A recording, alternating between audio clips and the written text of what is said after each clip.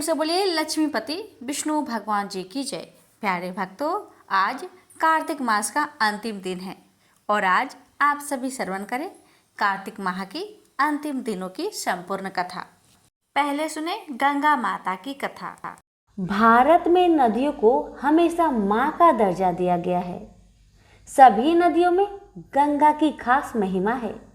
कहा जाता है कि गंगा स्नान मात्र से सारे पाप धुल जाते हैं। गंगा नदी अपने विशेष जल और इसके विशेष गुण के कारण मूल्यवान मानी जाती है।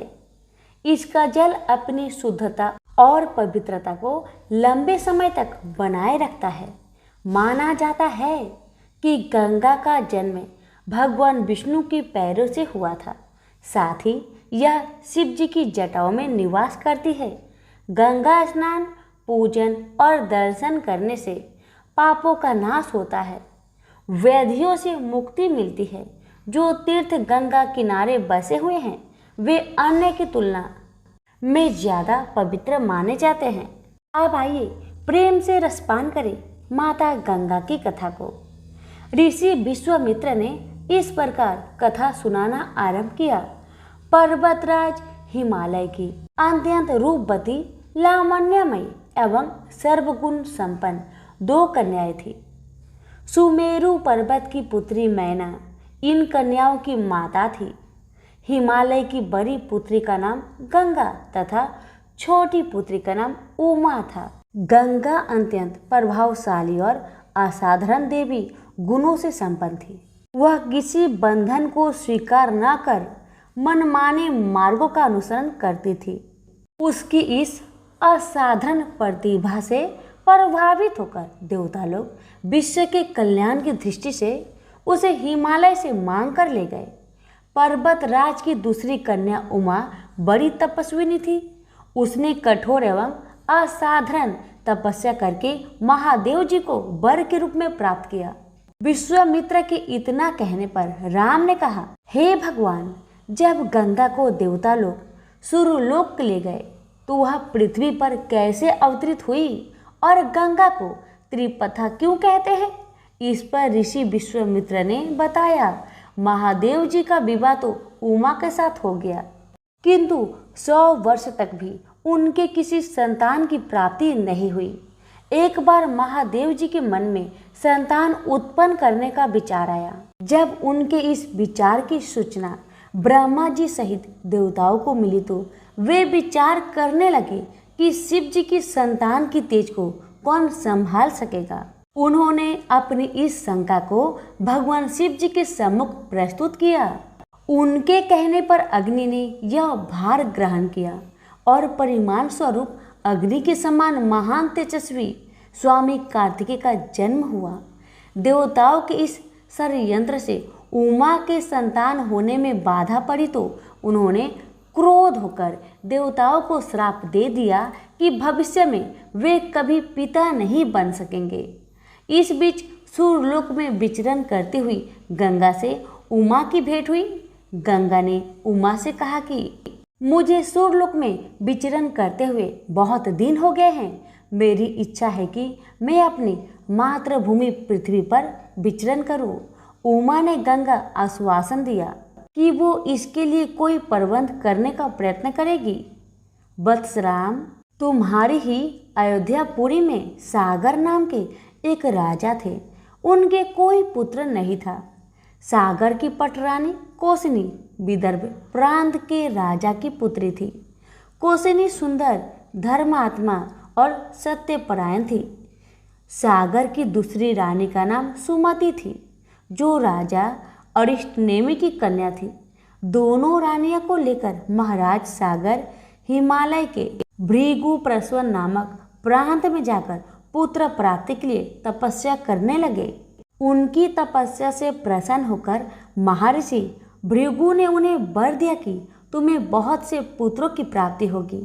दोनों रानियों में से एक का केवल एक ही पुत्र होगा, जो कि वंश को आगे बढ़ाएगा। दूसरी के 60,000 पुत्र होंगे। कौन सी रानी कितने पुत्र चाहती है, इसका निर्णय वे स्वयं आपस में मिलकर कर ले। केसनी ने वंश को बढ़ाने वाले एक पुत्र की कामना की और गरुड़ की बहन सुमति ने 60,000 बलवान पुत्रों की। उचित समय पर रानी कोसली ने असमंजस नामक पुत्र को जन्म दिया। रानी सुमति के गर्भ से एक तुम्बा निकला, जिससे फोड़ने पर छोटे छोटे 60,000 पुत्र निकले। उन सब का पालन पोषण घी के घरों में रखकर किया गया।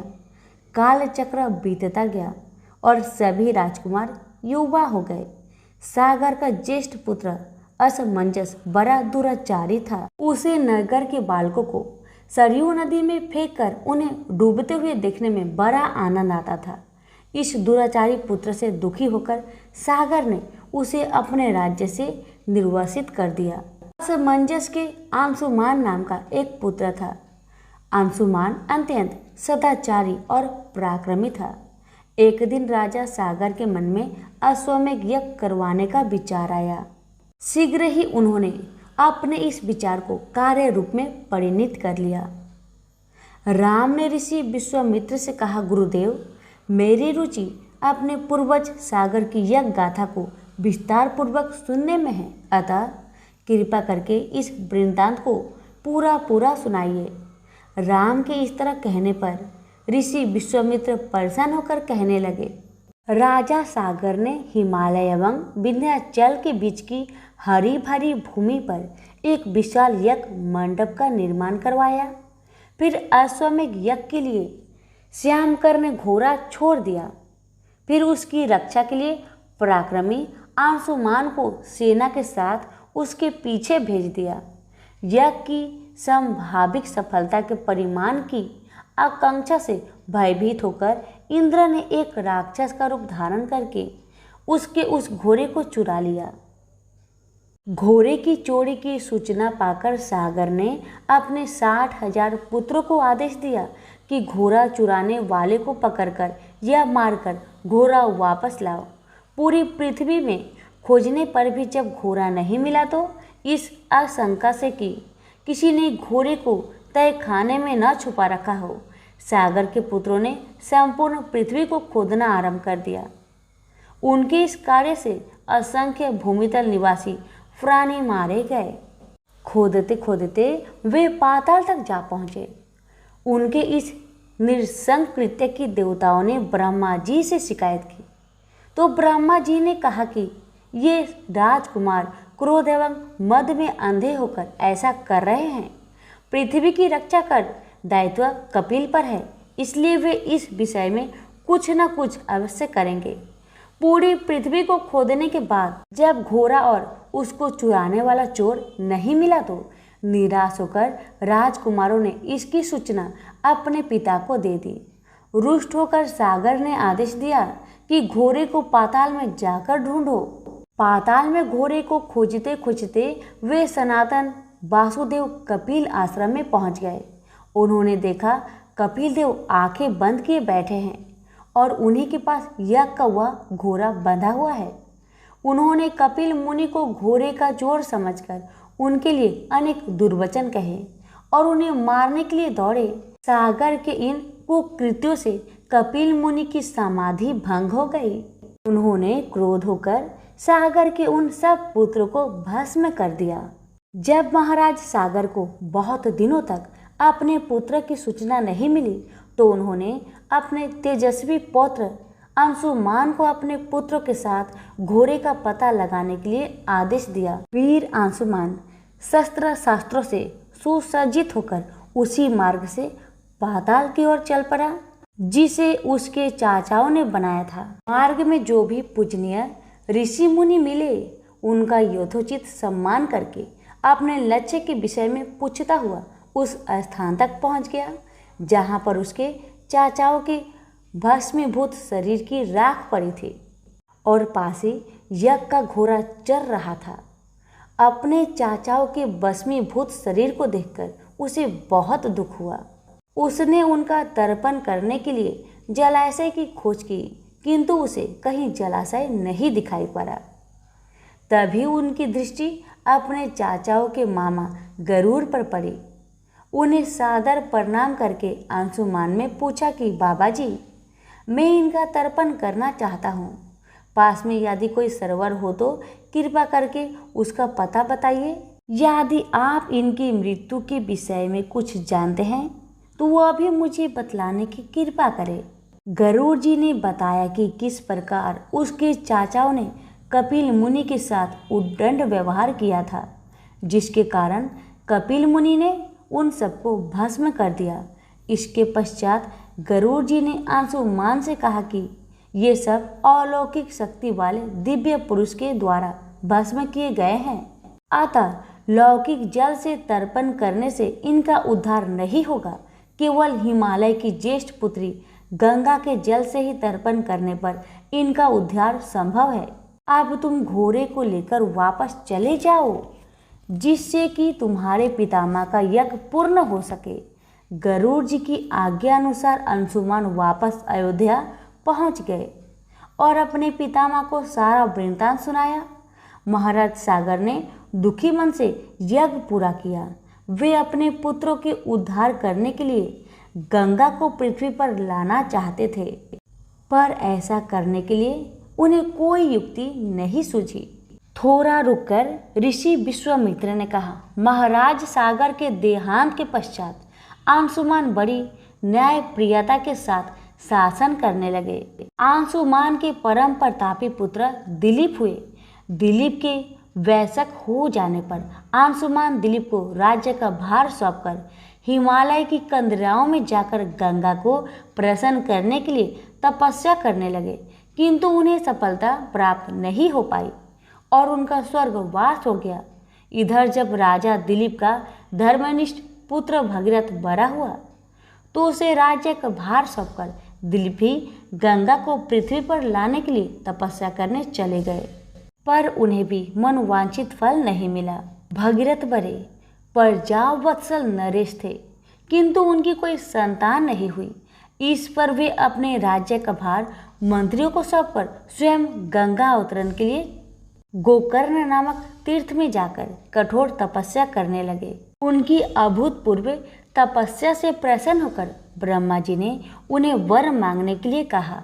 भगीरथ ने ब्रह्मा जी से कहा कि हे प्रभु, यदि आप मुझ पर प्रसन्न हैं तो मुझे यह वर दीजिए कि सागर के पुत्र को मेरे प्रयत्नों से गंगा का जल प्राप्त हो जाए, जिससे उनका उद्धार हो सके।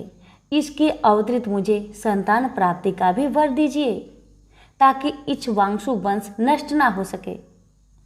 ब्रह्मा जी ने कहा, संतान का तेरा मनोरथ शीघ्र ही पूर्ण होगा, किंतु तुम्हारे मांगे गए प्रथम वरदान को देने में कठिनाई यह है कि जब गंगा जी का वेग के साथ पृथ्वी पर अवतरित होगी तो उनके वेग को पृथ्वी संभाल नहीं सकेगी। गंगा जी के वेग को संभालने की क्षमता महादेव जी के अवतरित किसी में भी नहीं है, इसलिए तुम्हें महादेव जी को प्रसन्न करना होगा।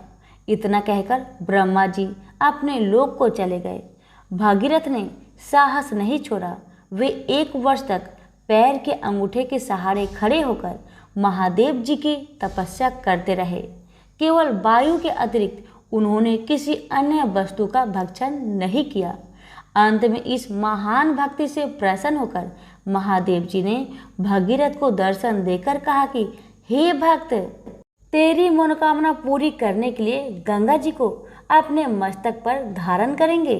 इसकी सूचना पाकर विवश होकर गंगा जी को सूर्यलोक का परित्याग करना पड़ा। उस समय वे सूर्यलोक से कहीं जाना नहीं चाहती थी, इसलिए वे यह विचार करके कि मैं अपने प्रचंड वेग से शिव जी को बहाकर पाताल लोक ले जाऊंगी, वे भयानक वेग से शिव जी के सिर पर अवतरित हुई।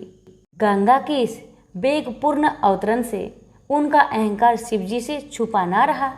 महादेव जी ने गंगा की वेगवती धाराओं को अपने जटाजूट में उलझा लिया।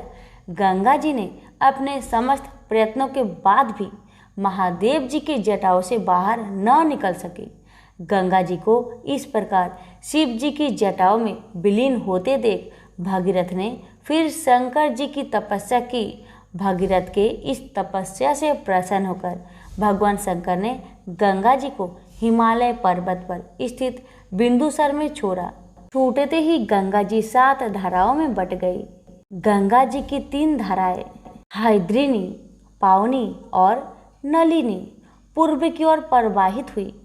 सुचछू, सीता और सिंधु नाम की 3 धाराएं पश्चिम की ओर बही और 7वीं धारा महाराज भगीरथ के पीछे पीछे चली। जिधर जिधर भगीरथ जाते थे उधर उधर ही गंगा जी जाती थी। स्थान स्थान पर देव, यक्ष, किन्नर, ऋषि मुनि आदि उनके स्वागत के लिए एकत्रित हो रहे थे। जो भी उस जल का स्पर्श करता था भव बाधाओं से मुक्त हो जाता था। चलते चलते गंगा जी उस स्थान पर पहुंची जहां ऋषि जहनु यज्ञ कर रहे थे। गंगा जी ने अपने बेग से उनकी यज्ञशाला को संपूर्ण सामग्री के साथ बहाकर ले जाने लगी। इससे ऋषि को बहुत क्रोध आया और उन्होंने क्रोध होकर गंगा का सारा जल पी लिया। यह देखकर समस्त ऋषि मुनियों को बड़ा विस्मय हुआ और वे गंगा जी को मुक्त करने के लिए उनकी स्तुति करने लगे। उनकी स्तुति से प्रसन्न होकर जहन्नु ऋषि ने गंगा जी को अपने कानों से निकाल दिया और उन्हें अपनी पुत्री के रूप में स्वीकार कर लिया। तब से गंगा जाह्नवी कहलाने लगी। इसके पश्चात वे भगीरथ के पीछे पीछे चलते समुद्र तक पहुंच गई और वहां से सागर के पुत्रों का उद्धार करने के लिए रसातल में चली गई। उनके जल के स्पर्श से भस्मीभूत हुए सागर के पुत्र निष्पाप होकर स्वर्ग को चले गए। उस दिन से गंगा के 3 नाम हुए, त्रिपथ गंगा, जाह्नवी और भागीरथी। तो प्रेम से बोलिए गंगा मैया की जय। कथा बहुत समय पहले की बात है। एक गांव में एक ननद भाभी रहा करती थी। ननद अभी कंवारी थी। उस परिवार में ननद, भाभी और भाई, इन तीनों के अलावा और कोई भी नहीं रहता था। भाभी तो कभी कोई पूजा पाठ करती ही नहीं थी और ननद हर रोज तुलसी माता की पूजा किया करती थी, उनकी बड़ी सेवा करती थी। बिना तुलसी पूजन के ननद कभी भोजन नहीं करती थी। ननद का पूजा पाठ देख के भाभी को बहुत क्रोध आता था।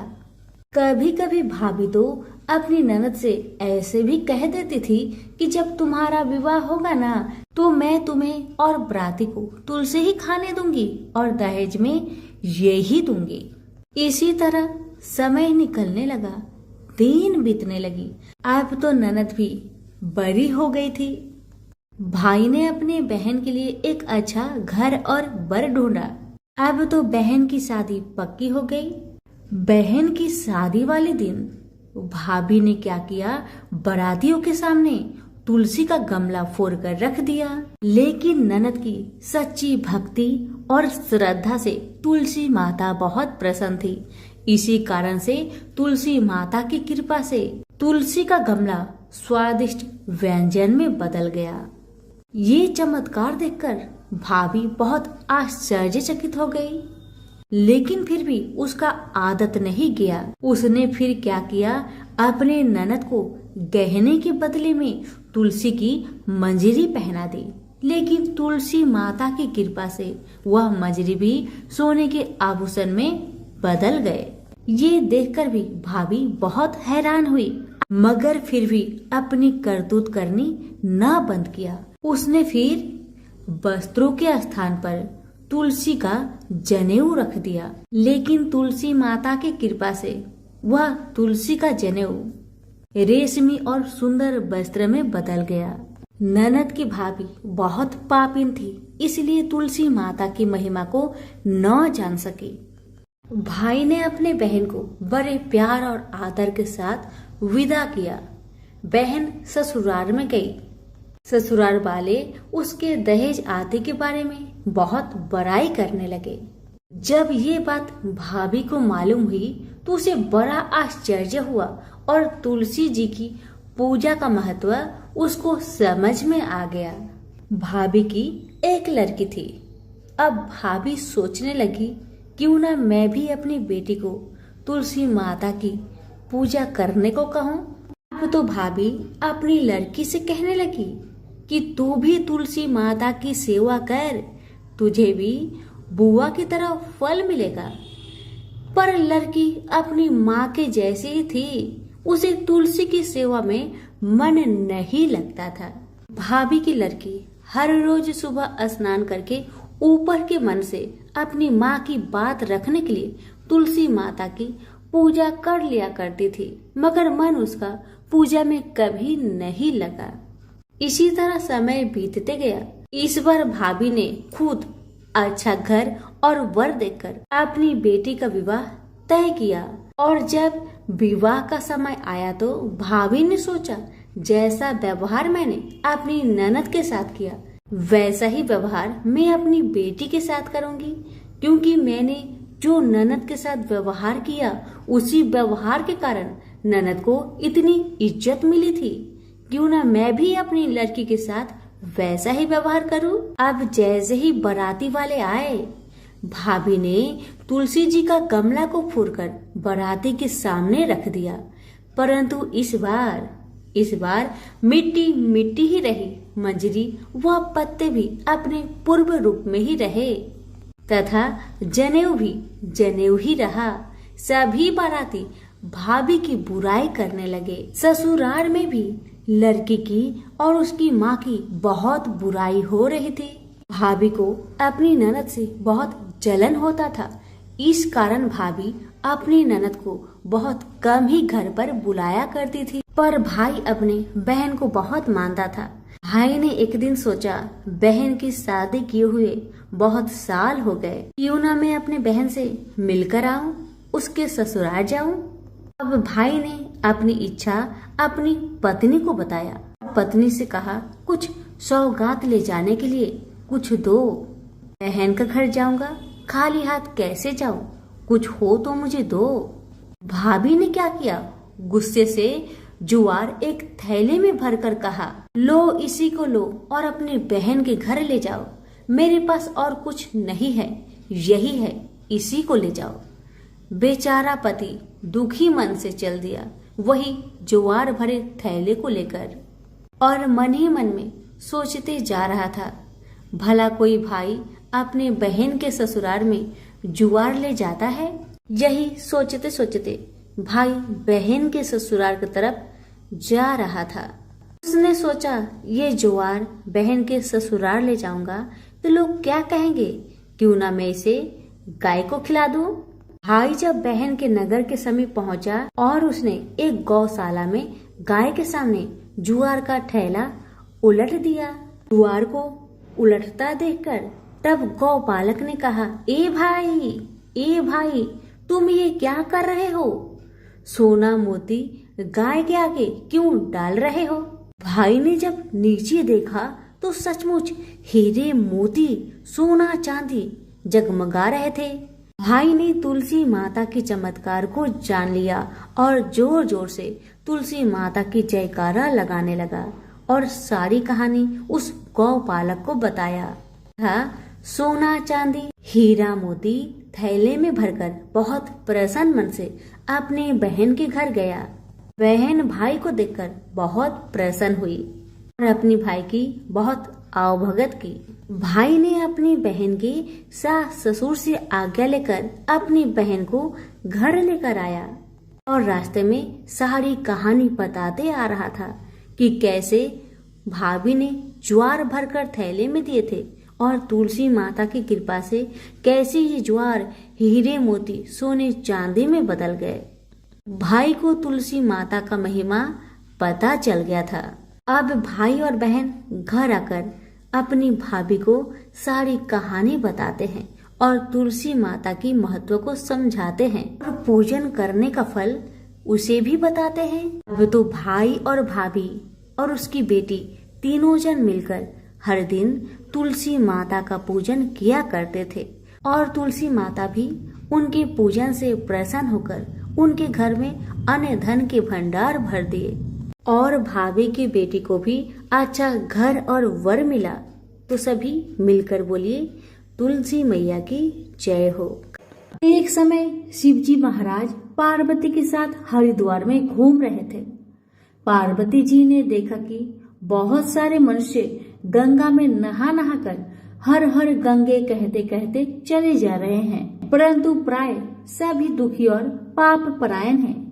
पार्वती जी ने बड़े आश्चर्य से शिव जी से पूछा कि हे देव, गंगा में इतनी बार स्नान करने के बाद भी इनके पाप और दुखों का नाश क्यों नहीं हुआ? क्या गंगा में अभी सामर्थ्य नहीं रहा? पार्वती जी की बातें सुन भगवान शिव ने कहा, प्रिय, गंगा में तो वही सामर्थ्य है, परंतु इन लोगों ने पाप नाशिनी गंगा में स्नान ही नहीं किया है, तब इन्हें लाभ कैसे हो? पार्वती जी ने बड़े आश्चर्य से कहा, स्नान कैसे नहीं किया भगवान?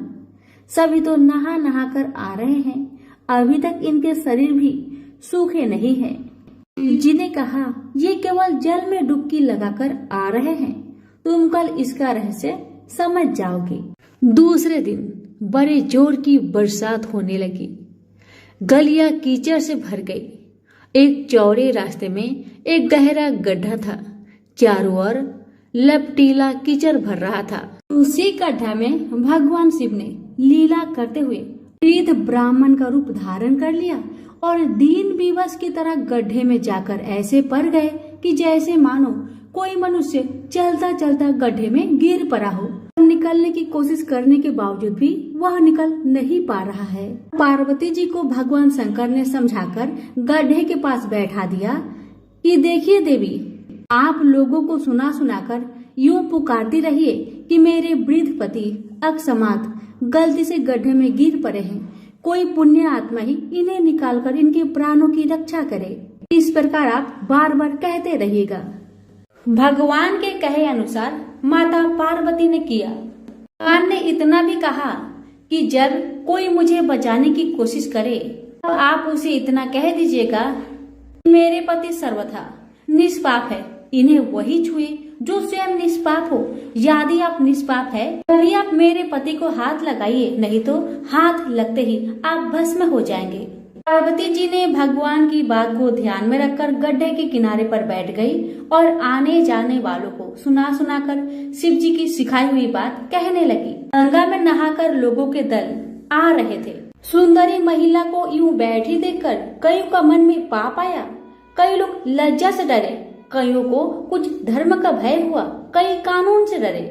कुछ लोगों ने तो पार्वती जी को यह भी सुना दिया कि मरने दे बूढ़े को, क्यों उनके लिए रोती है। आगे और कुछ दयालु सच्चा चरित्र पुरुष थे। उन्होंने करुणावश युवती के पति को निकालना चाहा, परंतु पार्वती के वचन सुनकर वे भी रुक गए। उन्होंने सोचा कि हम गंगा में नहाकर आए तो हैं, क्या हुआ, पापी तो है ही, कहीं होम करते समय हमारा हाथ ना जल जाए। किसी को भी भेष रूपी शंकर को निकालने का साहस नहीं हुआ। सैकड़ों आए, सैकड़ों ने पूछा और चले गए। संध्या हो चली। शिव जी ने कहा, देखिए पार्वती जी, आपने देखा कोई है गंगा नहाने वाला यहाँ पर? थोड़ी देर बाद एक जवान हाथ में लोटा लेकर हर हर गंगे करता हुआ निकला। पार्वती ने उसे भी वही बात कही। युवक का हृदय करुणा से भर आया। उसने शिव जी को निकालने की तैयारी की। पार्वती ने रोकर कहा कि भाई, यदि तुम सर्वथा निष्पाप नहीं हो तो मेरे पति को छूते ही जल जाओगे।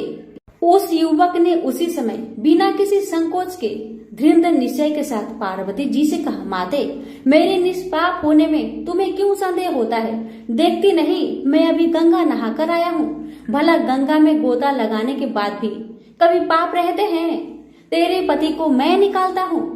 युवक ने लपक कर बूढ़े को ऊपर उठा लिया। शिव पार्वती ने उसे अधिकारी समझकर अपना असली रूप प्रकट कर उसे दर्शन देकर कृतार्थ किया। शिव जी ने पार्वती से कहा कि इतने लोगों में से इन एक ने ही गंगा स्नान किया है। इस दृष्टांत के अनुसार जो लोग बिना श्रद्धा और विश्वास के केवल दम के लिए गंगा स्नान करते हैं उन्हें वास्तविक फल नहीं मिलता। परंतु इसका यह मतलब नहीं है कि गंगा स्नान व्यर्थ जाता है। विश्वास के साथ किए गए गंगा स्नान का मिलता है वास्तविक फल। प्रेम से बोलिए उमापति शंकर भगवान की जय, गंगा माता की जय। बात भगवान राम के जन्म से पहले की है, जब भील आदिवासी कबीले के मुखिया अज के घर बेटी पैदा हुई थी। उसका एक नाम ब्रह्मणा और दूसरा का नाम सबरी रखा गया। सबरी की माँ इंदुमती उसे खूब प्यार करती थी। बचपन से ही सबरी पशु पंछियों की भाषा समझकर उनसे बातें करती और जब सबरी की माँ उसे देखती तो कुछ समझ नहीं पाती थी। कुछ समय बाद एक पंडित ने सबरी के परिवार को बताया कि वो आगे चलकर सन्यासी बन सकती है। इस बात का पता चलते ही सबरी के पिता ने उसका रिश्ता तय कर दिया। जैसे ही शादी का दिन नजदीक आया, सबरी के घर वालों ने खूब सारी बकरियां और अन्य जानवर घर के पास लाकर बांध दिए। एक दिन सबरी की माँ जब उसके बाल बना रही थी तो उसने माँ से पूछा, इतने सारे जानवर हमारे घर क्यों लाए गए हैं? माँ ने जवाब दिया, बेटी तुम्हारा विवाह होने वाला है, इसलिए हम लोगों ने इनका इंतजाम बलि के लिए किया है। तुम्हारी शादी के दिन बलि प्रथा होगी और फिर इनसे स्वादिष्ट भोजन बनाकर सबको परोसा जाएगा। ये सब सुनकर सबरी दुखी हो गई। काफी देर तक सबरी ने उन जानवरों को आजाद करने के बारे में सोचा। सोचते सोचते सबरी के मन में हुआ कि अगर ये जानवर यहाँ नहीं होंगे तो इनकी बलि रुक सकती है। ऐसा नहीं हुआ तो मेरे घर से कहीं चले जाने पर ही यह बलि रुकेगी। जब मैं ही नहीं रहूंगी तब न विवाह होगा और न ये बलि प्रथा। इससे मासूम जानवर बच जाएंगे। इसी सोच के साथ जानवरों को रखी गई जगह पर सबरी पहुंची। उसने सोचा कि उन्हें खोल देती हूँ, लेकिन वो ऐसा नहीं कर पाई। उसके बाद सबरी जंगल की तरफ भागने लगी। भागते भागते सबरी ऋषिमुख पर्वत पर पहुंच गई। वहां करीब 10,000 ऋषि रहा करते थे। सबरी को लगा कि वो इसी जंगल में किसी तरह ऋषि मुनियों की सेवा करके अपना जीवन जी लेगी। वो चुपचाप उसी जंगल में एक हिस्से में किसी तरह से रहने लगी। सबरी रोजाना ऋषि मुनियों की झोपड़ी के आगे झाड़ू लगाती और हवन के लिए लकड़ियां भी लाकर रख देती। ऋषि मुनियों को समझ नहीं आ रहा था कि जंगल में उनके काम अपने आप कैसे हो रहे हैं। एक दिन सबरी को किसी ऋषि ने देख लिया। उसे देखते ही उसका परिचय पूछा। जैसे ही सबरी ने बताया कि वो भील आदिवासी परिवार से संबंध रखती है तो उसे ऋषियों ने खूब डांट लगाई। सबरी को इस बात का बिल्कुल भी पता नहीं था कि उसकी जाति छोटी है और उसे ऋषियों द्वारा जाति की वजह से अपमान सहन करना पड़ रहा है। इतना सब होने के बाद भी सबरी हर ऋषि मुनि के दरवाजे पर पहुंचती और उनके आंगन में झाड़ू लगाकर उनसे गुरु दीक्षा देने के लिए कहती। हर कोई सबरी को उसकी जाति के वजह से अपने आश्रम से भगा देता था। ऐसा होते होते काफी समय बीत गया। उसके बाद सबरी मतंग ऋषि की कुटिया में पहुंची। वहां पहुंचकर मतंग ऋषि को सबरी ने बताया कि वो उनसे गुरु दीक्षा लेना चाहती है। उन्होंने खुशी खुशी उसे अपने गुरुकुल में रहने दिया और भगवान से जुड़ा ज्ञान देते रहे। सबरी ने भी अपने गुरु मतंग ऋषि की सेवा करने में कोई कसर नहीं छोड़ी। वो गुरुकुल के भी सारे काम करती थी। सबरी से खुश होकर मतंग ऋषि ने उसे बेटी मान लिया था। समय के साथ मतंग ऋषि का शरीर बूढ़ा हो गया।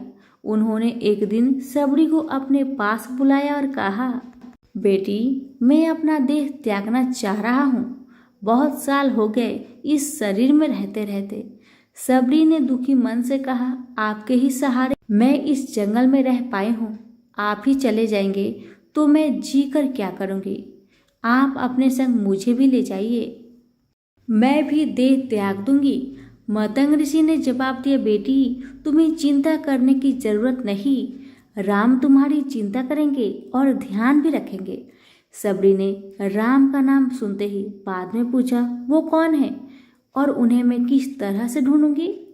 मतंग ऋषि ने बताया, राम कोई और नहीं भगवान है। वे तुम्हारे सारे अच्छे कर्मों का फल देंगे। तुम्हें उन्हें ढूंढने की कोई जरूरत नहीं है। वो एक दिन खुद तुम्हें खोजते हुए इस कुटिया में आएंगे और तुम्हें उनके हाथों की मोक्ष मिलेगी। तब तक तुम इसी आश्रम में रहो। इतना कहते ही ऋषि मतंग ने अपना शरीर त्याग दिया। सबरी के मन में मतंग ऋषि के जाने के बाद से एक ही बात थी कि भगवान राम स्वयं उससे मिलने आएंगे। वो रोज भगवान राम से मिलने के लिए बाग में अच्छे अच्छे फूल लाकर पूरा आश्रम सजाती और भगवान के लिए बैर तोड़कर लाती। भगवान के लिए बैर चुनते हुए सबरी उन्हें चख लेती थी कि भगवान को वो सिर्फ मीठे बेर ही दे सके। रोजाना सबरी इसी तरह भगवान के दर्शन की आस में फूल और बैर इकट्ठा करती रही। इसी इंतजार में कई साल बीत गए। सबरी का शरीर एकदम वृद्ध हो गया।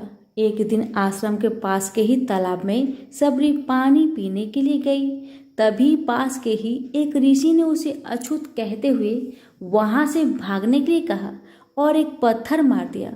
वो पत्थर जब सबरी को लगा तो उसे चोट लगी और खून बहने लगा। खून बहते हुए एक बूंद उसी तालाब के पानी में गिर गई। तभी पूरा तालाब का पानी खून में बदल गया। ये सब होता देखकर ऋषि ने सबरी को डांटा और कहा कि पापिन, तुम्हारी वजह से पूरा पानी खराब हो गया। रोज ऋषि उस पानी को साफ करने के लिए अपनी कई तरह की विद्याओं का इस्तेमाल करते। कई सारे जतन करने के बाद भी कुछ नहीं हुआ। फिर उन्होंने गंगा जैसी कई पवित्र नदियों का जल भी उस तालाब में डाला। फिर भी तालाब का पानी साफ नहीं हो पाया और वो खून जैसा ही रहा। कई सालों तक तालाब के पानी को साफ करने की कोशिश के बाद भी कुछ काम नहीं आया तो ऋषि ने थक कर सब कुछ छोड़ दिया। इतना घटना के कई सालों के बाद भगवान राम अपनी पत्नी सीता के हरण के बाद उन्हें ढूंढते हुए उसी तालाब के पास पहुंचे। ऋषि मुनियों ने उन्हें पहचान लिया। भगवान को वहां देखकर ऋषियों ने तालाब का पानी साफ करने के लिए भगवान को अपने पैर उसमें डालने के लिए कहा, लेकिन पानी जैसा का तैसा ही था। ऋषि मुनियों ने भगवान से भी कई अन्य जतन करवाए, लेकिन वो पानी जैसा का तैसा खून जैसा ही रहा। तब भगवान ने ऋषियों से पानी के रक्त में बदलने की कहानी पूछी। तब ऋषि ने सबरी को पत्थर मारने वाली सारी बात बता दी। उसके बाद कहा कि वो महिला ही अपवित्र है, छोटी जात की है, इसलिए ये सब हुआ है। उसी वक्त भगवान राम ने कहा, ये सब तो आप लोगों के खराब वचनों से हुआ है। सबरी को इस तरह से शब्द बोलकर आप लोगों ने उसे नहीं बल्कि मेरे दिल को घायल किया है। इसी घायल दिल के रक्त का प्रतीक यह तालाब लाल पानी है। आगे भगवान राम बोले, कहाँ है वो माई, मैं उनसे मिलना चाहता हूँ। तब तक सबरी उसी तालाब के पास पहुँच जाती है। इस दौरान सबरी के पैर को ठोकर लगती है और कुछ धूल उस तालाब में गिर जाती है। तभी सारा पानी साफ हो जाता है। भगवान सबसे कहते हैं, देखिए आप लोगों ने क्या कुछ नहीं किया, लेकिन पानी साफ नहीं हो पाया। अभी सिर्फ इनके पैर की थोड़ी सी धूल ने ही तालाब का पानी साफ कर दिया। भगवान राम को सबरी ने पहचान लिया था। उसने उन्हें प्रणाम करके कहा, भगवान आप मेरे साथ कुटिया में चलिए। भगवान भी खुशी खुशी सबरी के साथ चल पड़े। फूलों से सबरी ने भगवान राम का स्वागत किया। वो सीधे सीधे बैर तोड़ने के लिए बाग में गई और चख चख कर उनके लिए बैर लेकर आई। उन्होंने बड़े ही प्यार से भगवान राम और उनके भाई लक्ष्मण को बैर दिए। भगवान राम ने भी उतने ही प्यार से उन बैर को खाना शुरू किया। तभी बैर देखकर मुंह बनाते हुए लक्ष्मण ने कहा, भैया ये बैर जूठे हैं, इन्हें आप कैसे खा सकते हैं? भगवान ने जवाब दिया, लक्ष्मण ये जूठे नहीं बल्कि बहुत मीठे हैं। सबरी माई हम सबके लिए ये बहुत प्यार से तोड़कर लाई है। इतना कहकर भगवान राम प्यार से उन बैर को खाने लगे। भगवान ने जाते हुए सबरी माई से कहा, आप मुझसे जो चाहे वर मांग सकती हो।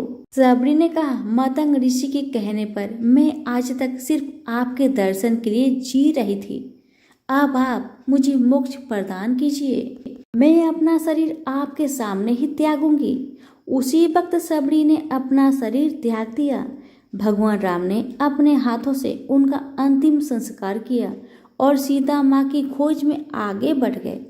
इस तरह से ऋषि मतंग की बात सच साबित हुई और सबरी को भगवान राम की दर्शन भी हुए।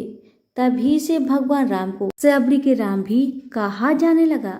सबरी की कहानी से यही सीख मिलती है कि सच्ची श्रद्धा है तो भगवान के दर्शन जरूर होते हैं। सभी प्रेम से बोले सिया रामचंद्र की जय। धर्मराज भगवान की कहानी। एक ब्राह्मणी मरकर भगवान के घर गई। वहां जाकर बोली, मुझे धर्मराज जी के मंदिर का रास्ता बता दो। स्वर्ग से एक दूत आया और बोला, ब्राह्मणी आपको क्या चाहिए? वो बोली, मुझे धर्मराज मंदिर का रास्ता बता दो। आगे आगे दूत और पीछे पीछे ब्राह्मणी मंदिर तक गई। ब्राह्मणी बहुत धार्मिक महिला थी। उसने बहुत दान पुण्य कर रखा था। उसे विश्वास था कि उसके लिए धर्मराज जी के मंदिर का रास्ता अवश्य खुल जाएगा। ब्राह्मणी ने वहां जाकर देखा, वह बड़ा सा मंदिर, सोने का सिंहासन, हीरे मोती से जड़ित छतरी थी। धर्मराज जी न्याय सभा में बैठे साक्षात इंद्र के समान शोभा पा रहे थे। यमराज जी सबको कर्मानुसार दंड दे रहे थे। ब्राह्मणी ने जाकर प्रणाम किया और बोली, मुझे बैकुंठ जाना है। धर्मराज जी ने चित्रगुप्त से कहा, लेखा जोखा सुनाओ। चित्रगुप्त ने लेखा सुनाया। सुनकर धर्मराज जी ने कहा, तुमने सब धर्म किए पर धर्मराज जी की कहानी नहीं सुनी, बैकुंठ में कैसे जाएगी? बुढ़िया बोली, धर्मराज जी की कहानी का क्या नियम है? धर्मराज जी बोले, कोई 1 साल, कोई 6 महीने, कोई 7 दिन ही सुने, पर धर्मराज जी की कहानी अवश्य सुने, फिर उसका उद्यापन कर दे। उद्यापन में काठी, छतरी, चप्पल, बाल्टी, रस्सी, टोकरी, टॉर्च, साड़ी, ब्लाउज का बेस, लोटे में शक्कर भरकर 5 बर्तन, 6 मोती, 6 मूंगा, यमराज जी की लोहे की मूर्ति, धर्मराज जी की सोने की मूर्ति, चांदी का चांद, सोने का सूरज, चांदी की साठिया ब्राह्मण को दान करे। प्रतिदिन चावल का साठिया बनाकर कहानी सुने। यह बात सुनकर ब्राह्मणी बोली, भगवान मुझे 7 दिन वापस पृथ्वी लोक पर जाने दो, मैं कहानी सुनकर वापस आ जाऊंगी। धर्मराज जी ने उसका लेखा जोखा देखकर 7 दिन के लिए पृथ्वी पर भेज दिया। ब्राह्मणी जीवित हो गई। ब्राह्मणी ने अपने परिवार वालों से कहा कि मैं 7 दिन के लिए धर्मराज जी की कहानी सुनने के लिए वापस आई हूँ। इस कथा को सुनने से बड़ा पुण्य मिलता है। उसने चावल की साठियाँ बनाकर परिवार के साथ 7 दिन तक धर्मराज जी की कथा सुनी। 7 दिन पूरे होने पर वापस धर्मराज जी का बुलावा आया और ब्राह्मणी को बैकुंठ में श्री हरि के चरणों में स्थान मिला। प्रेम से बोलिए धर्मराज भगवान की जय। एक बुढ़िया माई थी जो चतुर्मास में पुष्कर स्नान किया करती थी। उसके एक बेटा और बहू थे। सास ने बहू को फलाहार उपवास में खाने योग्य बनाने को कहा तो बहू ने खाली टिफिन ही रख दिया। बेटा माँ को पहुँचाने के लिए पुष्कर गया। रास्ते में माँ से बोला, माँ फलाहार कर लो। जहाँ पानी मिला वहीं फलाहार करने बैठ गई तो भगवान की कृपा से खाली टिफिन फलों से भर गया। माँ ने फलाहार कर लिया। पुष्कर माँ के रहने के लिए झोपड़ी बनाकर बेटा वापस घर को आ गया। रात्रि में श्रावण मास आया और बोला, बुढ़िया माई दरवाजा खोल। तब बुढ़िया माई ने पूछा, आप कौन हैं? तो वह बोला, मैं श्रावण मास हूँ। तो बुढ़िया माई ने तुरंत दरवाजा खोल दिया। बुढ़िया माई ने शिव पार्वती की पूजा अर्चना की, बेलपत्र से अभिषेक किया। जाते समय श्रावण मास ने बुढ़िया माई को आशीर्वाद दिया और झोपड़ी की एक दीवार सोने की हो गई। भाद्रपद मास आया, उसने भी दरवाजा खोलने को कहा। बुढ़िया माई ने दरवाजा खोला, सत्तू बनाकर कजरी तीज मनाई। भाद्रपद मास ने बुढ़िया माई को आशीर्वाद दिया और झोपड़ी की दूसरी दीवार सोने की हो गई। फिर आश्विन मास आया और उसने भी दरवाजा खोलने को कहा।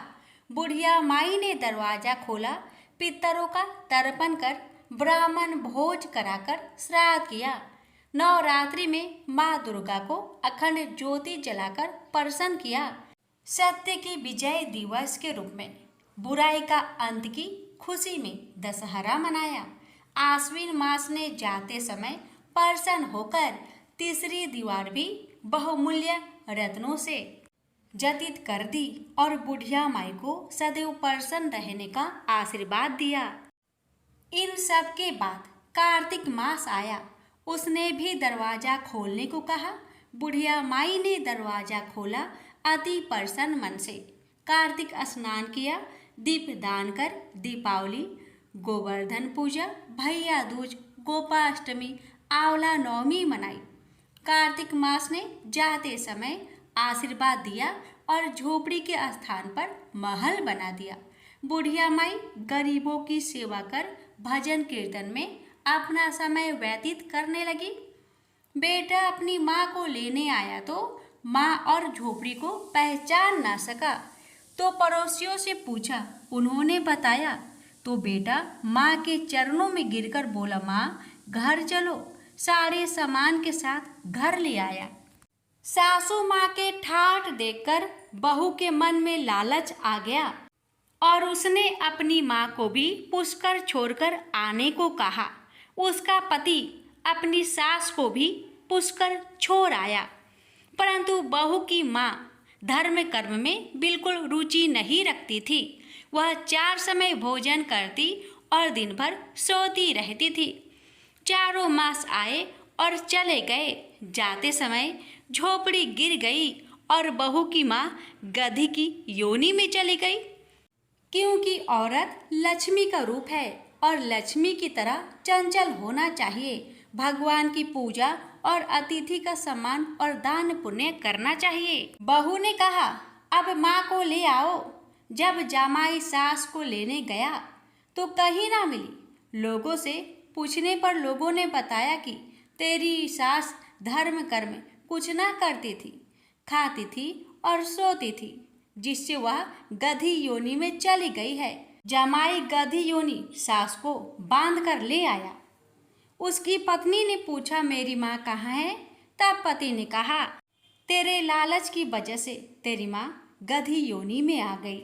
बड़े बड़े विद्वानों, ब्राह्मण, ऋषि मुनियों से पूछने पर उन्होंने बताया कि तेरी सास के स्नान किए पानी से स्नान करने पर उसे मनुष्य योनि मिलेगी।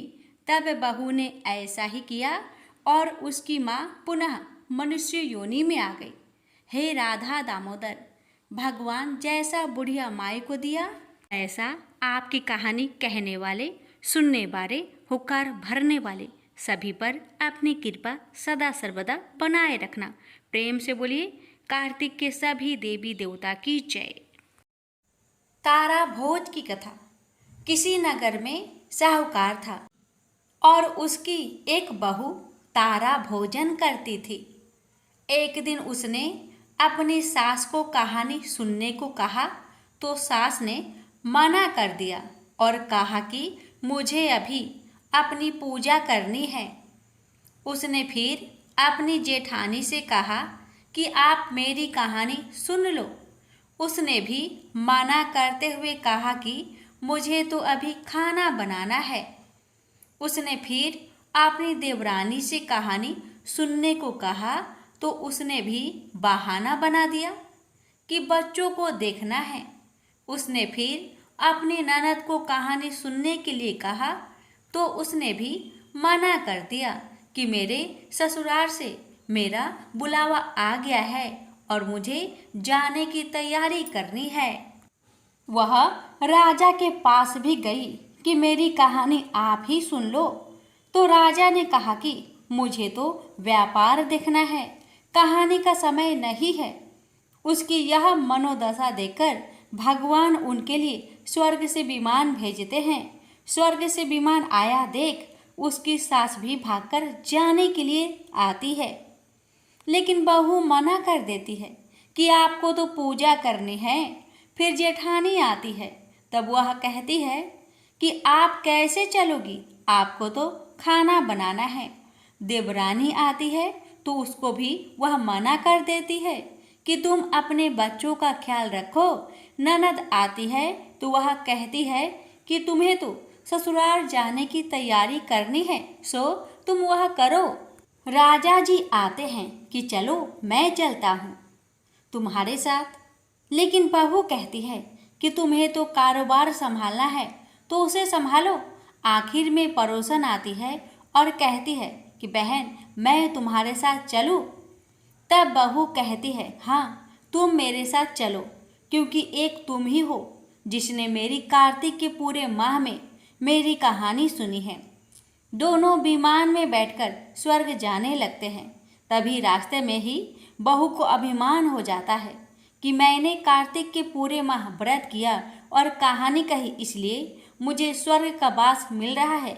लेकिन मेरी पड़ोसन ने तो केवल कहानी सुनी है, व्रत नहीं किया, फिर भी मेरी वजह से इसे भी स्वर्ग का वास मिल रहा है। बहू यह विचार मन में सोचते जा रही थी कि अचानक भगवान ने वहीं से उसे विमान से नीचे फेंक दिया। उसने पूछा कि भगवान मेरा अपराध तो बता दीजिए कि आपने ऐसा क्यों किया। भगवान बोले कि तुझे अभिमान हो गया है, इसलिए तू यही धरती पर रह। अब तू आने वाले 3 साल तक तारा भोजन व्रत करोगी, तभी तुझे स्वर्ग की प्राप्ति होगी। तारा भोज की दूसरी कथा। एक राजा था और उसकी बेटी तारा भोजन करती थी। उसने अपने पिता से कहा कि पिताजी मुझे 1,00,000 तारे बनवा दो, मैं दान करूंगी। राजा ने सुनार को बुलवाया और कहा कि मेरी बेटी तारा भोजन करती है, तुम 9,00,000 तारे बना दो। सुनार सूखने लगा तो उसकी पत्नी ने पूछा कि तुम उदास क्यों रहते हो। उसने कहा राजा ने 9,00,000 तारे बनाने को कहा है, मैं कैसे बनाऊं, मुझे तो तारे बनाने आते ही नहीं। राजा की बात है, अगर नहीं बनाए तो वह मुझे कोल्हू में पिलवा देगा। उसकी पत्नी ने कहा इसमें परेशान होने की क्या बात है, गोल सा पतरा काटकर कालिया काट देना, राजा ले जाएगा। अपनी पत्नी के कहे अनुसार सुनार ने तारे बना दिए और राजा उन्हें ले गया। राजा की लड़की ने 9,00,000 तारे और बहुत सा दान दिया। भगवान का सिंहासन डोलने लगा। भगवान बोले देखो मेरे नेम व्रत पर कौन है। 3 कुट देखा तो कोई नहीं था, चौथे कुट देखा तो राजा की लड़की तारा भोजन कर रही है। भगवान ने कहा कि उसे ले आओ, उसने व्रत किया है। भगवान के दूतों ने लड़की से कहा चलो तुम्हें भगवान ने बुलाया है। उसने कहा कि मैं ऐसे नहीं जाऊंगी, मैं तो सारी प्रजा को, उस सुनार को जिसने मेरे लिए तारे बनाए, जिसने कहानी सुनी, सबको लेकर जाऊंगी। लड़की की बात के सामने भगवान को झुकना पड़ा और भगवान के दूत उसके लिए बड़ा सा विमान लाए कि चलो। वह कहने लगी कि हाँ अब मैं चल पड़ूंगी और सभी को विमान में बैठाकर वह चल पड़े। रास्ते में राजा की बेटी को अपने ऊपर घमंड हो गया कि यदि मैं तारा भोजन व्रत नहीं करती तो सबको स्वर्ग की प्राप्ति नहीं होती। लड़की के ऐसा सोचते ही दूत ने उसे बीच रास्ते में ही नीचे उतार दिया। दूत जब भगवान के पास पहुंचे तो भगवान बोले कि इन सब में तारा भोजन करने वाली लड़की कौन सी है। दूत बोले कि उसे अपने ऊपर घमंड हो गया था, इसलिए हम उसे बीच रास्ते में छोड़ आए। भगवान बोले कि नहीं, उसे वापस लेकर आओ।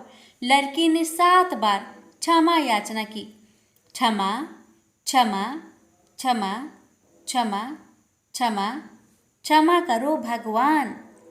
इस कहानी को कहने अथवा सुनने के बाद कहना चाहिए कि जैसे राजा की लड़की को भगवान ने क्षमा दान देकर स्वर्ग लोक प्रदान किया, वैसा स्वर्ग सबको प्राप्त हो। एक गुजरी थी, उसने अपनी बहू से कहा कि तू दूध दही बेचा, तो वह दूध दही बेचने गई। कार्तिक का महीना था, वहां पर सब औरतें पीपल सींचने आती थी। तो वह भी बैठ गई और औरतों से पूछने लगी कि तुम क्या कर रही हो। तो औरतें बोली कि हम तो पीपल की पथवाड़ी सींच रहे हैं। तो उसने पूछा इससे क्या होता है। औरत ने जवाब दिया कि इसके करने से अन्न धन मिलता है, बरसों का बिछड़ा हुआ पति मिलता है। उस गुजरी ने कहा कि तुम तो पानी से सींच रही हो, मैं दूध दही से सींचूंगी। उसकी सास रोज कहती कि तू दूध दही बेचकर पैसे लाकर दे। तो उसने कहा कि जब कार्तिक का महीना पूरा हो जाएगा तब ला दूंगी। और कार्तिक का महीना पूरा हो गया। पूनम के दिन गुजरी पीपल पथवाड़ी के पास धारणा लेकर बैठ गई। पीपल ने पूछा कि तू यहाँ क्यों बैठी है। उसने कहा मेरी सास दूध दही के पैसे मांगेगी। तो पीपल ने कहा मेरे पास पैसे नहीं है, यह पत्थर टंडे पान पत्ते पड़े हैं, वह ले जा और गुल्लक में रख देना।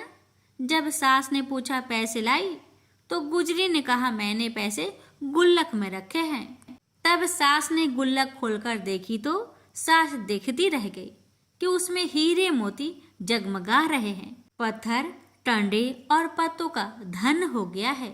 सास बोली कि बहू इतना पैसा कहाँ से ले आई। तो बहू ने आकर देखा तो बहुत धन पड़ा है। तब गुजरी ने कहा सासू जी, मैंने तो 1 महीना दूध दही से पीपल की पथवाड़ी में सींचा था और मैंने उससे धन मांगा था, तो उसने मुझे पत्थर टांडे पत्ते दिए थे जो मैंने गुल्लक में रख दिए थे और वह हीरे मोती हो गए। तब सासू जी ने कहा कि अब की बार मैं भी पथवाड़ी सींचूंगी। सासू दूध दही तो बेच आती और हांडी धोकर पीपल पथवाड़ी में रख आती और बहू से कहती कि तू मेरे से पैसे मांग। तो बहू ने कहा कि कभी बहू भी सास से पैसे मांगती है। तो सास बोली कि तू मेरे से पैसे मांग। प्यारे भक्तों, कहते हैं ना लालच बुरी बला है। अब देखिए सासू माँ के साथ क्या होता है। तो बहू ने सास से दूध दही के पैसे मांगे। तो सासू जी पीपल पथवाड़ी पर जाकर धारणा लेकर बैठ गई। तो डंडे पत्ते पान भाटे उसे भी मिले और कहा कि गुल्लक में जाकर रख दे। फिर बहू ने खोलकर देखा तो उसमें कीड़े मकोड़े चल रहे थे। गुजरी ने सास से कहा यह क्या है। तो सास देखकर बोली कि पीपल पथवाड़ी ने तेरे को तो अन्न धन दिया और मुझे कीड़े मकोड़े दिए। तब सभी लोग बोले कि बहू तो सत से पीपल पथवाड़ी को सींचती थी और सासू तो धन की भूख से सींचती थी। इसलिए हे पथवाड़ी माता, जैसे बहू को दिया वैसे सबको देना और जैसा सासू जी को दिया वैसा किसी को मत देना। प्रेम से बोलिए पथवाड़ी माता की जय। एक बूढ़ा ब्राह्मण था। वह रोज पीपल को जल से सींचता था। पीपल में से रोज एक लड़की निकलती और कहती पिताजी मैं आपके साथ जाऊंगी। यह सुनते सुनते बूढ़ा दिन व दिन कमजोर होने लगा। तो बुढ़िया ने पूछा कि क्या बात है। बूढ़ा बोला कि पीपल से एक लड़की निकलती है और कहती है कि वह भी मेरे साथ चलेगी। बुढ़िया बोली कि कल ले आना उस लड़की को, जहाँ 6 लड़कियां पहले से ही है हमारे घर में, वहाँ 7वीं लड़की और सही। अगले दिन बूढ़ा उस लड़की को घर ले आया। घर लाने के बाद बूढ़ा ब्राह्मण आटा मांगने गया तो उसे पहले दिनों की अपेक्षा आज ज़्यादा आटा मिला था। जब बुढ़िया वह आटा छानने लगी तो लड़की ने कहा कि लाओ माँ, मैं छान देती हूँ। जब वह आटा छानने बैठी तो पारात भर गई। उसके बाद माँ खाना बनाने जाने लगी तो लड़की बोली कि आज रसोई मैं जाऊंगी। तो बुढ़िया बोली कि ना, तेरे हाथ जल जाएंगे। लेकिन लड़की नहीं मानी और वह रसोई में खाना बनाने गई तो उसने तरह तरह के 36 व्यंजन बना डाले और आज सभी ने भरपेट खाना खाया। इससे पहले वह आधा पेट भूखा ही रहते थे। रात हुई तो बुढ़िया का भाई आया और कहने लगा कि दीदी मैं खाना खाऊंगा।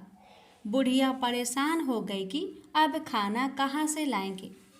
लड़की ने पूछा क्या बात है माँ।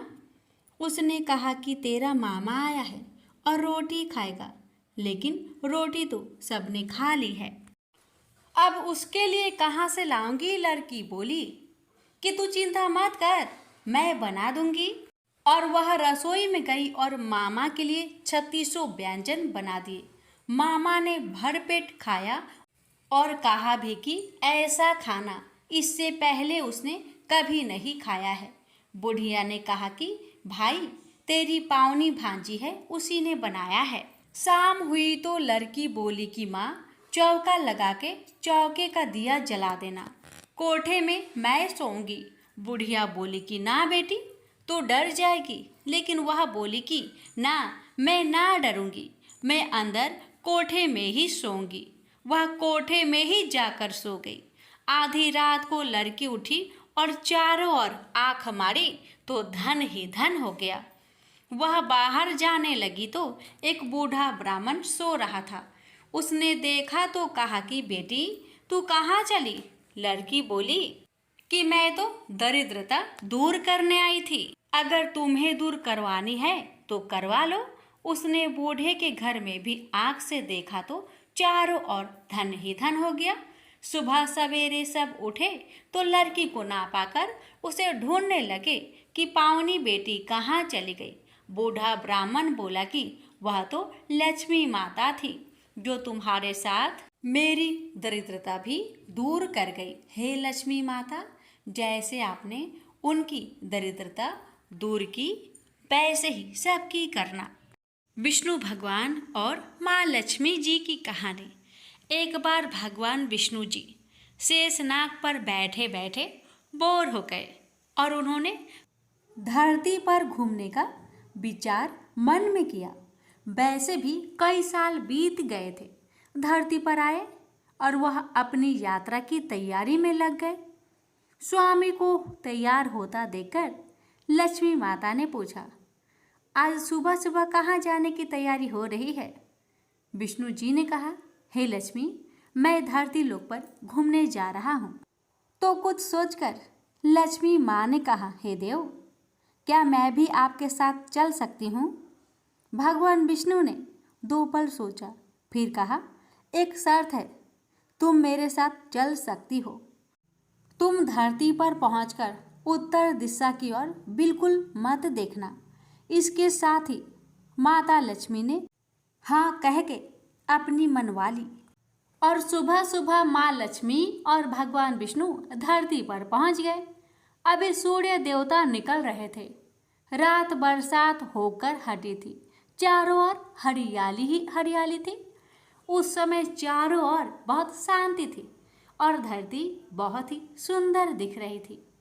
और माँ लक्ष्मी मंत्र मुक्त होकर धरती को देख रही थी और भूल गई कि पति को क्या वचन देकर आई थी, यानी विष्णु भगवान को क्या वचन देकर आई थी। और चारों ओर देखती हुई कब उत्तर दिशा की ओर देखने लगी, पता ही नहीं चला। उत्तर दिशा में माँ लक्ष्मी को एक बहुत ही सुंदर बगीचा नजर आया और उस तरफ से भीनी भीनी खुशबू आ रही थी और बहुत ही सुंदर सुंदर फूल खिले थे। यह एक फूलों का खेत था और माँ लक्ष्मी बिना सोचे समझे उस खेत में गई और एक सुंदर सा फूल तोड़ लाई। लेकिन यह क्या, जब माँ लक्ष्मी भगवान विष्णु के पास वापस आई तो भगवान विष्णु की आंखों में आंसू थे और भगवान विष्णु ने माँ लक्ष्मी को कहा कि कभी भी किसी से बिना पूछे उसका कुछ भी नहीं लेना चाहिए और साथ ही अपना वचन भी याद दिलाया। माँ लक्ष्मी को अपनी भूल का पता चला तो उन्होंने भगवान विष्णु से इस भूल की माफ़ी मांगी। तो भगवान विष्णु ने कहा, जो तुमने भूल की है उसकी सजा तो तुम्हें जरूर मिलेगी। जिस माली के खेत में से तुमने बिना पूछे फूल तोड़ा है, यह एक प्रकार की चोरी है। इसलिए अब तुम 3 साल तक माली के घर नौकर बनकर रहो। उसके बाद मैं तुम्हें बैंकुट में वापस बुलाऊंगा। माँ लक्ष्मी ने चुपचाप सर झुकाकर हाँ कर दी। आजकल की लक्ष्मी थोड़ी थी, और वैसे भी भगवान की लीला न्यारी है। किस पर कैसे कृपा करेगी ये तो माता ही बता सकती है। आगे होता ही ये, लक्ष्मी एक गरीब औरत का रूप धारण करके उस खेत के मालिक के घर गई। घर क्या, एक झोपड़ा था, और मालिक का नाम माधव था। माधव की बीवी, 2 बेटे और 3 बेटियां थी। सभी उस छोटे से खेत में काम करके किसी तरह से गुजारा करते थे। माँ लक्ष्मी जब एक साधारण और गरीब औरत बनकर जब माधव के झोपड़े पर गई, तो माधव ने पूछा, बहन तुम कौन हो और इस समय तुम्हें क्या चाहिए? तब माँ लक्ष्मी ने कहा, मैं एक गरीब औरत हूँ, मेरी देखभाल करने वाला कोई नहीं है। मैंने कई दिनों से खाना भी नहीं खाया, मुझे कोई काम दे दो, साथ में मैं तुम्हारे घर का काम भी कर दिया करूँगी। बस मुझे अपने घर में एक कोने में आसरा दे दो। माधव बहुत ही अच्छे दिल का मालिक था। उसे दया आ गई, लेकिन उसने कहा, बहन मैं तो बहुत गरीब हूँ, मेरी कमाई से मेरे घर का खर्च मुश्किल से चलता है, लेकिन अगर मेरी 3 की जगह 4 बेटियां होती तो भी मैंने गुजारा करना ही था। अगर तुम मेरी बेटी बनकर जैसा रूखा सूखा हम खाते हैं उसमें खुश रह सकती हो तो बेटी बनकर अंदर आ जाओ। माधव ने माँ लक्ष्मी को अपने झोपड़े में शरण दे दी, और माँ लक्ष्मी 3 साल तक उस माधव के घर पर नौकरानी बनकर रही। जिस दिन माँ लक्ष्मी माधव के घर आई थी, उससे दूसरे दिन ही माधव को इतनी आमदनी हुई, फूल बेचकर ही शाम को एक गाय खरीद ली। फिर धीरे धीरे माधव ने काफ़ी जमीन खरीद ली और सबने अच्छे अच्छे कपड़े भी बनवा लिए, और फिर एक बड़ा पक्का घर भी बनवा लिया। बेटियों और बीबी ने गहने भी बनवा लिए, और अब मकान भी बहुत बड़ा बनवा लिया था। माधव हमेशा सोचता था कि मुझे ये सब इस महिला के आने के बाद ही मिला है। इस बेटी के रूप में मेरी किस्मत आ गई है मेरी, और अब 2 से 5 साल बीत गए थे। लेकिन माँ लक्ष्मी अब भी घर में और खेत में काम करती थी। एक दिन माधव जब अपने खेतों से काम कर खत्म करके घर आया, तो उसने अपने घर के सामने द्वार पर एक देवी स्वरूप गहनों से लदी एक औरत को देखा। ध्यान से देखकर पहचान लिया, अरे ये तो मेरी मुंह बोली चौथी बेटी यानी वही औरत है, और पहचान गया कि ये तो माँ लक्ष्मी है। अब तक माधव का पूरा परिवार बाहर आ गया था, और सब हैरान होकर माँ लक्ष्मी को देख रहे थे। माधव बोला, हे माँ, हमें माफ़ कर, हमने तेरे से अनजाने में ही घर और खेत में काम करवाया है। हे माँ, ये कैसा अपराध हो गया? हे माँ, हम सबको माफ़ कर दे। अब माँ लक्ष्मी मुस्कुराई और बोली, हे माधव, तुम बहुत ही अच्छे और दयालु व्यक्ति हो। तुमने मुझे अपनी बेटी की तरह रखा है, अपने परिवार के सदस्यों की तरह से। इसके बदले मैं तुम्हें वरदान देती हूँ कि तुम्हारे पास कभी भी खुशियों की और धन की कमी नहीं रहेगी। तुम्हें सारे सुख मिलेंगे जिसके तुम हकदार हो। और फिर माँ अपने स्वामी के द्वारा भेजे रथ में बैठकर बैकुंठ चली गई। हे लक्ष्मी माता, हे विष्णु भगवान, आपकी लीला न्यारी है। जिस किसी पर आप कृपा करते हैं, कैसे करते हैं, ये कोई नहीं जानता।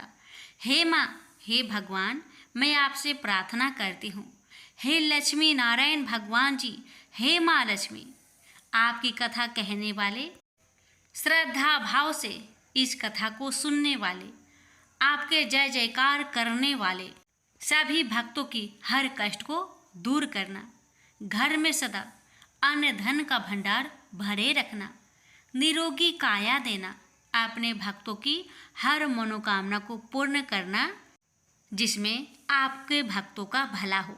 तो प्रेम से बोलिए, लक्ष्मीपति विष्णु भगवान जी की जय। विष्णु भक्त से निवेदन है, इस कथा को एक शेयर अवश्य करें। 2 सास बहुएं थी। कार्तिक मास आया तो सास बोली, मैं कार्तिक स्नान के लिए तीर्थ जाना चाहती हूँ। तो बहू कहने लगी, मैं भी चलूँगी। सासू माँ बोली, तू अभी छोटी है बहू, अभी मुझे जाने दे।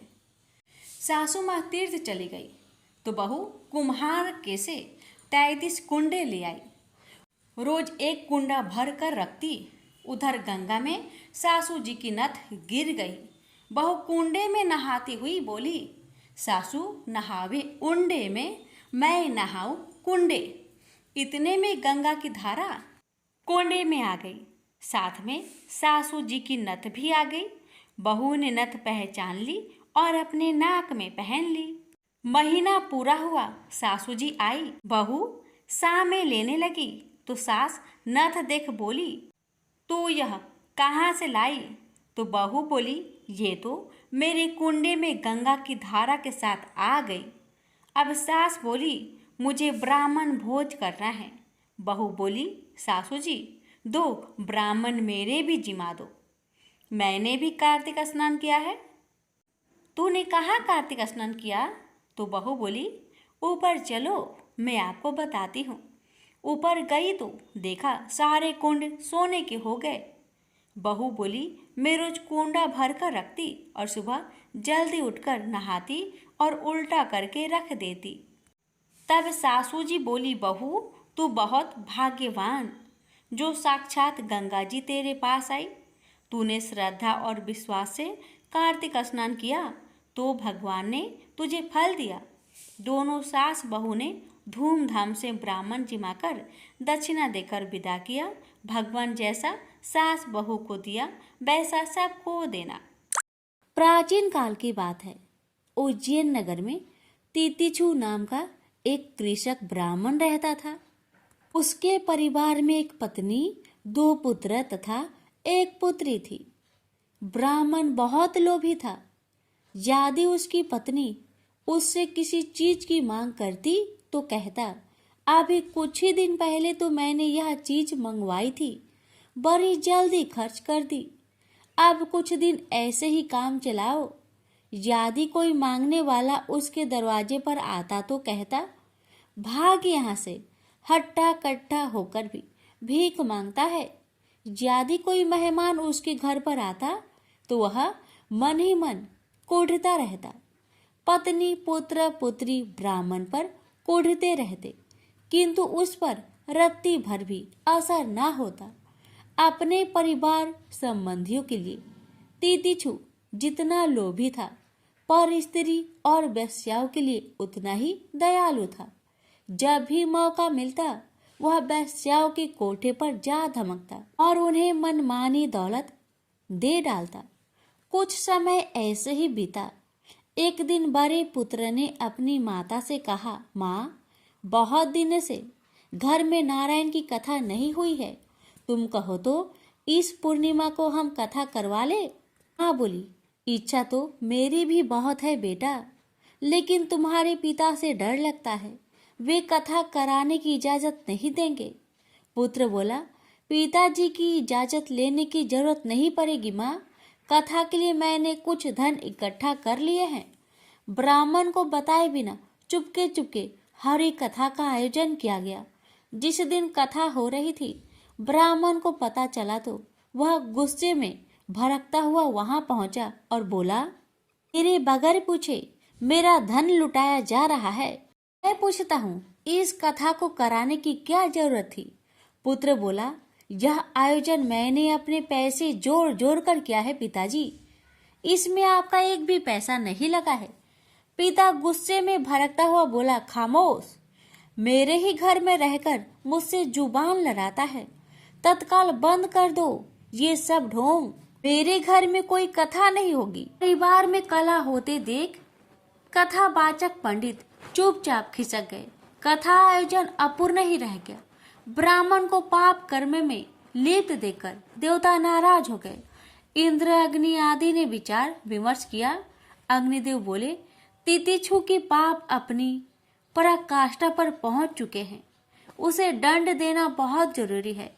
क्यों न उसका समस्त धन नष्ट कर दिया जाए, क्योंकि धन के बल पर ही वह अनाचार कर रहा है। इंद्र बोले, लेकिन अग्निदेव, उसका पूरा परिवार भगवान पर अटूट श्रद्धा रखता है। कहीं ऐसा ना हो कि तितिक्षु को दंड देते समय उन्हें भी कुछ कष्ट हो। अग्निदेव बोले, ऐसा नहीं होगा। मैं आज ही ब्राह्मणी के मन में ऐसी बात बैठा देता हूँ कि वह परिवार समेत अपने मायके चली जाएगी। जब ब्राह्मण अकेला रह जाएगा तो उसे दंड देना आसान होगा। अग्निदेव ने ब्राह्मणी के मन में ऐसी धारणा बैठा दी कि वह अपने बच्चों के साथ लेकर दूसरे ही दिन मायके चली गई। ब्राह्मण परिवार के जाते ही दूसरे दिन तितिक्षु का एक घनिष्ठ मित्र उसके पास पहुंचा और बोला, मित्र, एक अत्यंत आवश्यक कार्य से मुझे तुम्हारे पास आने की जरूरत पड़ गई। मुझे कुछ धन की आवश्यकता है। कुछ ही दिनों में मैं लौटा दूंगा। ब्राह्मण ने अपनी जमा पूंजी में से आधा धन अपने दोस्त को दे दिया, जो उसने कभी वापस नहीं किया। फिर एक दिन वह वैश्य के कोठे पर अगरंग की महफिल में व्यस्त था। कुछ चोर उसके घर में घुसे और उसका बाकी धन लूट कर चले गए। वह जब घर लौटा तो चोरी हुई देखकर अपना सिर पीटने लगा। कोई भी पड़ोसी उसकी मदद या उसे दिलासा देने उसके पास तक नहीं फटका। तो आपस में खुसर फुसर करने लगे। अभी तितिक्षु चोरी के गम से उभर भी नहीं पाया था कि एक दिन उसके घर में आग लग गई। वह चिल्ला चिल्ला कर मदद मांगता रहा, किंतु इस बार भी कोई पड़ोसी उसके जलते घर को बचाने नहीं आया। अब वह बहुत परेशान रहने लगा। कुछ धन मित्र ले गया, कुछ धन चोर ले गया। काफी बड़े धन का हिस्सा अग्नि की भेंट चढ़ गया। एक दिन राजा के 2 सैनिक उसके पास पहुंचे और बोले, तितिक्षु, तुम पर आरोप है कि तुमने कई साल से राजा का कर नहीं चुकाया है, इसलिए राजा ने तुम्हें दरबार में बुलाया है। सैनिक तितिक्षु को लेकर राज दरबार में पहुंचे। राजा ने उसका अपराध सुनाया और कर न देने का कारण उसकी संपूर्ण संपत्ति को कुर्क करने का आदेश देते हुए कहा, इसकी सब संपत्ति कुर्क करके इसे शहर से बाहर निकाल दिया जाए, ताकि अन्य सभी कर चोरों को सबक मिले। तितिक्षु मारा मारा फिरने लगा। उसकी दाढ़ी बढ़ाई, कपड़े फटकर तार तार हो गए। वो जहां भी जाता बच्चे उसे पागल समझकर उस पर पत्थर मारते। अंत में जब वह बहुत बेहाल हो गया तो भूखे प्यास से व्याकुल होकर एक पुराने से मंदिर में पहुंचा। पुजारी ने उसे शरण दी। पुजारी बोला, तुमने जरूर पाप कर्म किए हैं, तभी तो तुम्हें ऐसी दरिद्रता का जीवन व्यतीत करना पड़ रहा है। तितिक्षु बोला, तो अब मैं क्या करूं, आप ही बताए। पुजारी बोला, यदि तुम सच्चे हृदय से अपने पापों का प्रायश्चित करोगे तो प्रभु तुम्हारी अपराध क्षमा कर देंगे। तुम फिर से अपना जीवन सुखमय व्यतीत कर सकोगे। उसी दिन से तितिक्षु ने अपना जीवन भगवान विष्णु के स्मरण में व्यतीत करना आरंभ कर दिया। हरि नाम स्मरण से उसके चेहरे पर ज्ञान की एक नई चमक आ गई। अब वह नित्य लोगों को बुलाकर उन्हें हरि कीर्तन सुनाता और उन्हें नेक कार्य करने की सलाह देता। फिर एक दिन जब वह अपने नगर लौटा तो परिवार और उसके परिचित व्यक्तियों ने उसका भरपूर स्वागत किया तथा सम्मान दिया। जब उसका अंत समय आया तो स्वर्ग से उसे लेने देवदूत आए तथा उसे दिव्य रथ में बैठाकर स्वर्ग ले गए। इस तरह भगवान विष्णु की महिमा से पापी तितिक्षु का उद्धार हो गया। प्रेम से बोलिए लक्ष्मी नारायण की जय। लापसी तपसी की कथा। एक लापसी था, एक तपसी था। तपसी हमेशा भगवान की तपस्या में लीन रहता था। लापसी रोजाना 1.25 सेर की लापसी बनाकर भगवान का भोग लगाकर जीम लेता था। एक दिन दोनों लड़ने लगे। लापसी बोला, मैं रोज भगवान की तपस्या करता हूँ, इसलिए मैं बड़ा हूँ। लापसी बोला कि मैं रोज भगवान को 1.25 सेर लापसी का भोग लगाता हूँ, इसलिए मैं बड़ा हूँ। नारद जी वहां से गुजर रहे थे। दोनों को लड़ता देखकर उनसे पूछा कि क्यों तुम लड़ रहे हो। लापसी ने खुद को बड़ा होने का कारण बताया और तपसी ने अपना कारण बताया। नारद जी बोले, तुम्हारा फैसला मैं कर दूंगा। दूसरे दिन लापसी और तपसी नहाकर अपनी रोज की भक्ति करने आए तो नारद जी ने छुपकर 1.25 करोड़ की एक एक अंगूठी उन दोनों के आगे रख दी। तपसी की नजर जब अंगूठी पर पड़ी तो उसने चुपचाप अंगूठी उठाकर अपने नीचे दबा ली। लापसी की नजर अंगूठी पर पड़ी लेकिन उसने ध्यान नहीं दिया। भगवान को भोग लगाकर लापसी खाने लगा। नारद जी सामने आए तो दोनों ने पूछा कि कौन बड़ा, तो नारद जी ने तपसी को खड़ा होने को कहा। वो खड़ा हुआ तो उसके नीचे दबी अंगूठी दिखाई पड़ी। नारद जी ने तपसी से कहा, तपस्या करने के बाद भी तुम्हारी चोरी करने की आदत नहीं गई, इसलिए लापसी बड़ा है और तुम्हें तुम्हारी तपस्या का कोई भी फल नहीं मिलेगा। तपसी शर्मिंदा होकर माफी मांगने लगा। उसने नारद जी से पूछा, मुझे मेरी तपस्या का फल कैसे मिलेगा। नारद जी ने कहा, यदि कोई गाय और कुत्ते की रोटी नहीं बनाएगा तो फल तुझे मिलेगा। यदि कोई ब्राह्मण को भोजन करवाकर दक्षिणा नहीं देगा तो फल तुझे मिलेगा। यदि कोई साड़ी के साथ ब्लाउज नहीं देगा तो फल तुझे मिलेगा। यदि कोई दिए से दिया जलाएगा तो फल तुझे मिलेगा। यदि कोई सारी कहानी सुने लेकिन तुम्हारी कहानी नहीं सुने तो फल तुझे मिलेगा। उसी दिन से हर व्रत कथा कहानी के साथ लापसी तपसी की कहानी भी सुनी और कही जाती है। प्रेम से बोलिए लक्ष्मी नारायण की जय।